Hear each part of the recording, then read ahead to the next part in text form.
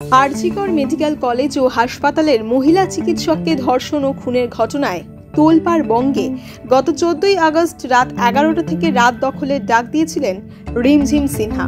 যে প্রতিবাদের ঝড় সেদিন উঠেছিল তা কেবল শহর বা এই রাজ্যেই কিন্তু সীমাবদ্ধ থাকেনি। মেয়েরা রাত দখল করো, এই ডাক তরঙ্গের মতো ছড়িয়ে পড়েছিল রাজ্যের গণ্ডি পেরিয়ে গোটা দেশে, এমনকি বিদেশেও। তবে তারপরেও যে এখনো মেলেনি সুবিচার, গোটা ঘটনা এখন পৌঁছেছে শীর্ষ আদালতে এবং এই আবহেই ফের একবার আন্দোলনের ডাক দিলেন সেই রিমঝিম সিনহা। আগামী 25 তারিখ বেগুনি পতাকা উত্তোলন ও টর্চ লাইট জ্বালিয়ে প্রতিবাদের আগুন জিয়ে রাখার ডাক দিলেন তিনি। রিমঝিম সিনহা ও তার বন্ধু বান্ধবদের কার্যত এক ডাকে সাড়া দিয়েছিলেন দেশবাসী। এগিয়ে এসেছিলেন লক্ষ লক্ষ নারী। শুধু তাই নয়, নারীদের সুরক্ষার দাবিতে সেদিন পথে নেমেছিলেন একাধিক পুরুষও। গোটা রাত সেদিন সজাগ কলকাতা শহর। যদিও সেই রাতেই হঠাৎই তাণ্ডব শুরু হয় সেই আরজিকর মেডিকেল কলেজ চত্বরেই। দুষ্কৃতী তাণ্ডবের ঘটনায় অনেককে গ্রেপ্তার করা হলেও বিরোধীদের দাবি, যারা প্রকৃত দোষী তাদের বাঁচানোর জন্য যারা নির্বিঘ্নে প্রতিবাদ করতে গিয়েছিলেন সেখানে, তাদের গ্রেপ্তার করে বিষয়টি ধামাচাপা দেওয়ার চেষ্টা হচ্ছে।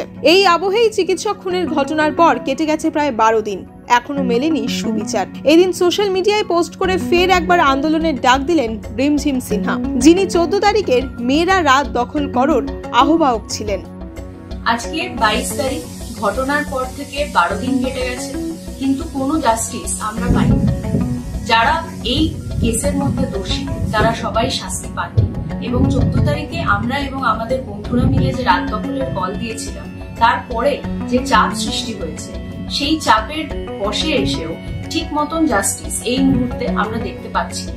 তার জন্য আগামী রবিবার আমরা এই কল দিতে চাই যে মহিলাদের আন্দোলনের বেগুনি পতাকা আমরা সবাই আমাদের ছাদে উত্তোলন করি এবং তাতে লেখা থাকুক মেয়েরা রাত দখল করো।